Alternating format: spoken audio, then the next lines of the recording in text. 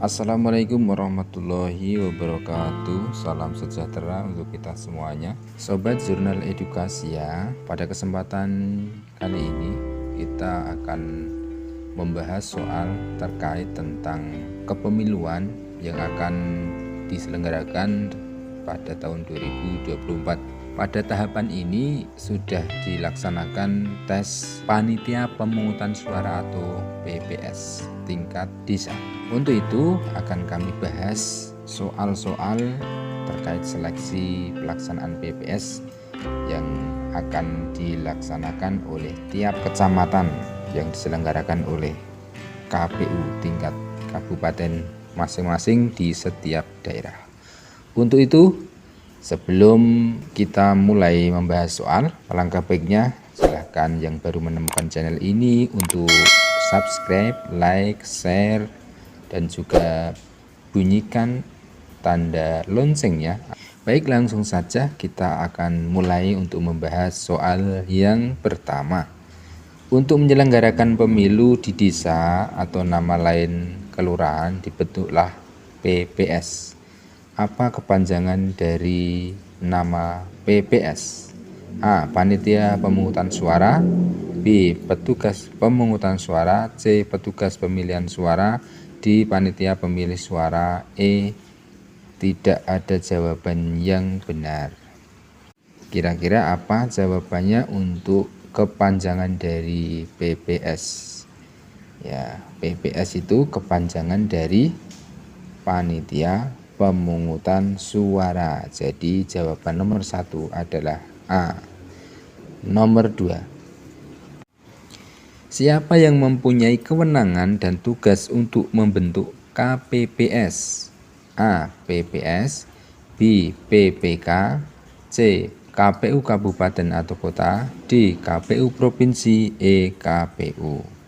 Kira-kira siapa yang membentuk KPPS? KPPS itu ada di tingkat desa yang akan nanti membantu kerja PPS. Maka yang mempunyai kewenangan dan tugas untuk membentuk KPPS adalah PPS atau Panitia Pemungutan Suara Tingkat Desa. Jawabannya nomor 2 adalah A.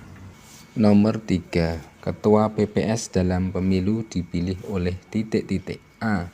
KPU Kabupaten atau Kota. B. Dari anggota oleh anggota. C. Dari anggota. D. Oleh anggota. E. Dari PPK. Nah, kira-kira apa ketua PPS itu dipilih oleh siapa?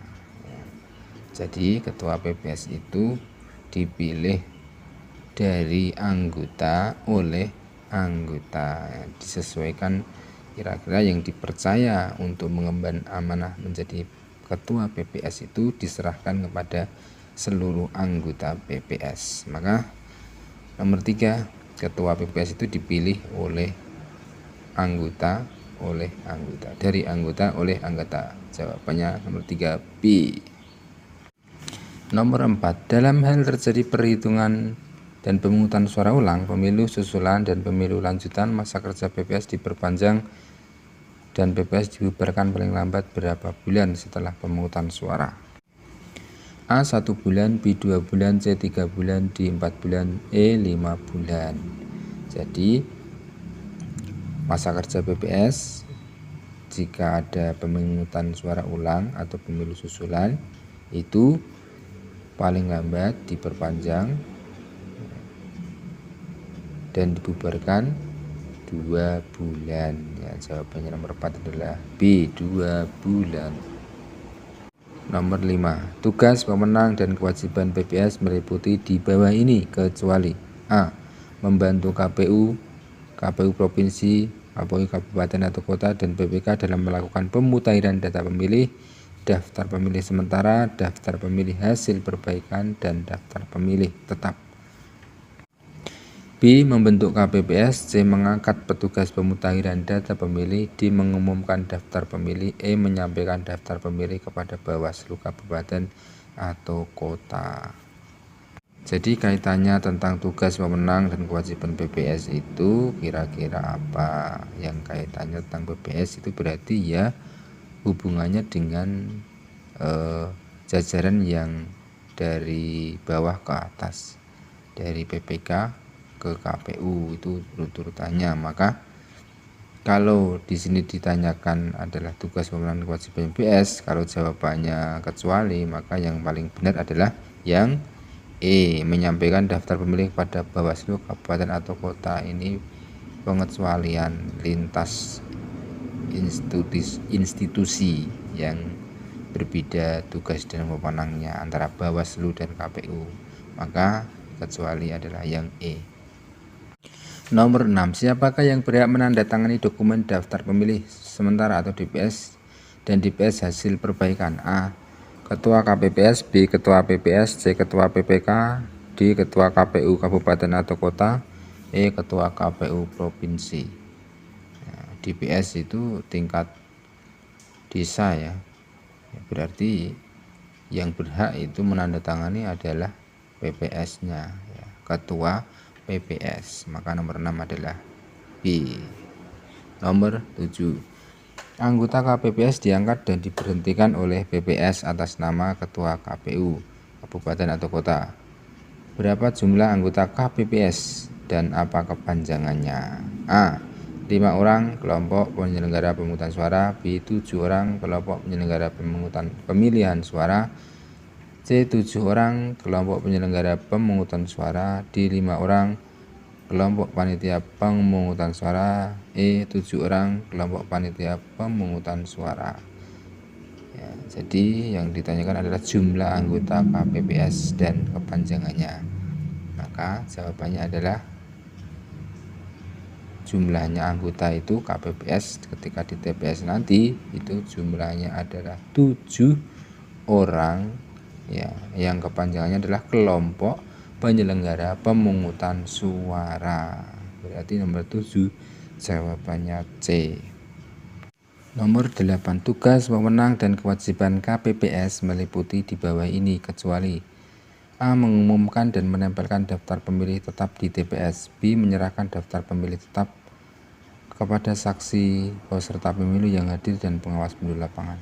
C. Melaksanakan pemungutan dan perhitungan suara di TPS. D. Mengumumkan hasil perhitungan suara di TPS. E. Menyerahkan hasil perhitungan suara kepada KPU Kabupaten atau Kota dan Bawaslu Kabupaten atau Kota. Tugas, wewenang, dan kewajiban KPPS. Nah, jadi KPPS itu tingkat desa, tingkat wilayah desa yang memiliki tugas di TPS. Berarti tugas wewenangnya hanya di lingkungan desa itu. Berarti kalau kecuali ya berarti yang bukan tugas, wewenang, dan kewajiban KPPS itu adalah menyerahkan hasil penghitungan suara kepada KPU Kabupaten Kota dan Bawaslu Kabupaten Kota. Itu adalah tugas dari PPK ya, maka jawabannya nomor 8 adalah E. Nomor 9. Tugas Ketua PPK adalah sebagai berikut kecuali A. Memimpin kegiatan PPK. B. Mengawasi kegiatan Panwascam. C. Mengundang anggota untuk mengadakan rapat PPK. D. Menandatangani laporan hasil kegiatan perhitungan suara sementara secara berkala dengan manual dan auto elektronik. E. Melaksanakan kegiatan lain yang dipandang perlu untuk kelancaran penyelenggaraan pemilu sesuai dengan kebijakan yang ditentukan oleh KPU Kabupaten atau Kota. Tugas Ketua PPK ya, kira-kira tugas Ketua PPK itu apa? Kecuali yang bukan. Nah, berarti yang bukan ini adalah yang B. Mengawasi kegiatan Panwascam. Nah, Panwascam itu kan berbeda dengan PPK tugasnya, tupoksinya. Maka tugas Ketua PPK ya berkaitan tentang pemilu yang ada di tingkat kecamatan itu. Maka kecuali adalah yang B. Mengawasi kegiatan Panwascam, itu tugasnya, bukan tugas dari PPK. Nomor 10. Ketentuan untuk menjadi anggota PPK, PPS, KPPS, PPLN, dan KPPSLN diatur dalam Undang-Undang Nomor 7 Tahun 2017. Pasal berapa? A. Pasal 51, B. Pasal 52, C. Pasal 71, D. Pasal 72, E. Pasal 81.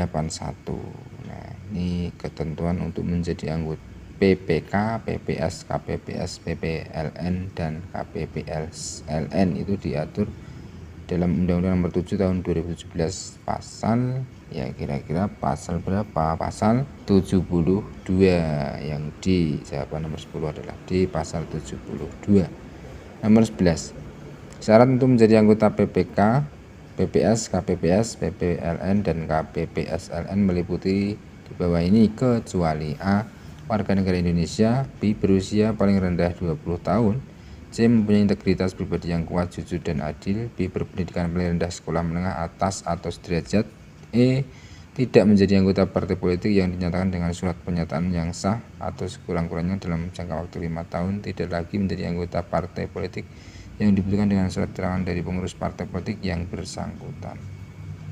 Kira-kira syarat yang menjadi anggota PPK, PPK, PPS, KPPS, PPLN kecuali kira-kira apa? Kecuali berusia paling rendah 20 tahun. Jawabannya adalah B. Nomor 12. Institusi-institusi yang merupakan bagian dari perangkat penyelenggaraan pemilu adalah A. KPU Kabupaten Kota, PPK, PPS, PPLN, KPPS, KPPSLN. B. KPU Provinsi Panitia Pemilihan Indonesia, PPK, PPS, KPPS. C. KPU Kabupaten atau Kota Panitia Pemilihan Indonesia, PPK, PPS atau KPPS. D. Panitia Pemilihan Indonesia, PPK, PPS, PPLN, KPPS, KPPSLN. E. KPU Kabupaten atau Kota, PPK, PPS, PPLN, KPPS, KPPSLN, pemantau pemilu. Nah, paling kira-kira apa jawabannya? Perangkat atau institusi yang merupakan dari penyelenggara pemilu itu, kalau dari urutan dari kabupaten, maka kabupaten, KPU kabupaten atau kota, terus tingkat kecamatan PPK, tingkat desa PPS, kemudian PPLN atau PPLN, kemudian KPPS tingkat TPS atau KPPSLN luar negeri ini ya. Maka jawabannya nomor 12 adalah A. Nomor 13. Dalam Undang-Undang Nomor 15 Tahun 2011 tentang penyelenggaraan pemilu ada lembaga baru yaitu DKPP. Apa kepanjangan nama dari DKPP? A. Dewan Komite Pengawasan Pemilu, B. Dewan Komisi Penyelenggara Pemilu, C. Dewan Komite Penyelenggara Pemilu, D. Dewan Kehormatan Pengawasan Pemilu, E. Dewan Kehormatan Penyelenggara Pemilu. DKPP itu apa? Dalam penyelenggaraan pemilu atau lembaga baru yang bentukan tahun 2011. DKPP itu kepanjangan dari Dewan Kehormatan Penyelenggara Pemilu yang mengawasi tugasnya para penyelenggara pemilu. Maka jawabannya nomor 13 adalah E. Dewan Kehormatan Penyelenggara Pemilu. Nomor 14. Siapakah ketua DKPP pertama? A. Profesor Dr. Jimli Sidiki SH, B. Profesor Dr. Muhammad Mahfud MD SH MHum, C. Profesor Dr. Yusril Iza Mahendra SH MS, D. Profesor Dr. Ramlan Surbakti, E. Profesor Dr. Hafiz Ashari. Kira-kira siapa ketua di DKPP pertama? Itu adalah Profesor Dr. Jimli Asyidiki SH. Nomor 14. A. Nomor 15. Tugas di KPP meliputi di bawah ini. Paling benar. Tugas di KPP meliputi di bawah ini. Pilih jawaban paling tepat. A. Menerima pengaduan dan atau melaporan dugaan adanya pelanggaran kode etik oleh penyelenggara pemilu. B. Melakukan penyelidikan dan verifikasi serta pemeriksaan atas pengaduan dan atau laporan dugaan adanya pelanggaran kode etik oleh penyelenggara pemilu. C. Menetapkan putusan. D. Menyampaikan putusan kepada pihak-pihak terkait untuk ditindaklanjuti. E. Jawaban A, B, C, dan D semua benar. Nah, dari tugas di KPP ini kan adalah penyelenggaraan kode etik dalam penyelenggara pemilu. Berarti tugasnya itu ya ini meliputi A, B, C, dan D itu tadi. Berarti jawabannya nomor 15 adalah jawabannya E. A, B, C, dan D semua benar. Nomor 17. Apabila terjadi hal-hal yang mengakibatkan KPU provinsi dan KPU kabupaten atau kota tidak dapat menjalankan tugasnya, tahapan penyelenggaraan pemilu untuk sementara dilaksanakan oleh siapa? A. KPU setingkat di atasnya, B. DKPP, C. Bawaslu provinsi atau Bawaslu kabupaten atau kota, D. Gubernur dan Bupati atau Wali kota, E. Pemimpin atau pimpinan DPRD provinsi atau DPRD kabupaten atau kota. Jadi kalau KPU provinsi atau kabupaten kota itu tidak dapat menjalankan tugasnya, maka tahapannya sementara dilaksanakan oleh KPU setingkat di atasnya. A. 17. Nomor 18. Penyelenggaraan kode etik yang dilakukan oleh penyelenggara pemilu ditangani oleh A. KPU RI, B. Bawaslu, C. DKPP, D. Mahkamah Konstitusi, E. Mahkamah Agung. Kalau kode etik berarti kaitannya atau ditangani oleh DKPP. Nomor 18C. Nomor 19. Petugas pemutahiran data pemilih yang selanjutnya disebut pantarlih adalah petugas yang dibentuk oleh titik A. DKPP, B. KPU provinsi, C. KPU kabupaten, D. PPK, E. PPS. Kalau petugas pemutahiran data pemilih itu adalah tingkat desa atau di bawah wewenang dari PPS, maka yang membentuk adalah PPS. Nomor 20. Menyerahkan hasil perhitungan suara kepada PPS dan pengawas TPS merupakan tugas dari A. KPPS, B. PPK, C. KPU kabupaten atau kota, D. Panwaslu kecamatan, E. Semua jawaban salah. Menyerahkan hasil penghitungan suara kepada PPS dan pengawas TPS itu tugas dari KPPS ya. Jadi nomor 20 adalah A. Nomor 21. Pemilih adalah warga negara Indonesia yang genap berumur A. 17 tahun atau lebih atau belum berumur 17 tahun namun sudah kawin atau sudah pernah kawin. Nomor yang B. 18 tahun atau lebih atau belum berumur 18 tahun namun sudah kawin atau sudah pernah kawin. C. Berusia sekurang-kurangnya 17 tahun. D. 19 tahun atau sudah menikah. E. 17 tahun dan harus sudah menikah atau pernah menikah. Nah, maka pemilih warga negara Indonesia itu harus berusia 17 tahun atau lebih atau belum berumur 17 tahun namun sudah kawin atau sudah pernah kawin. Maka jawabannya nomor 21A. Nomor 22. PPK, PPS, dan KPPS dalam melaksanakan tugas penyelenggaraan pemilu berpedoman pada asas A. Mandiri, setia, jujur, bekerja keras, tertib. B. Mandiri, jujur, adil, kepastian hukum, tertib. C. Mandiri, bekerja keras, kepastian hukum, tertib. D. Mandiri, jujur, adil, kepastian hukum, disiplin.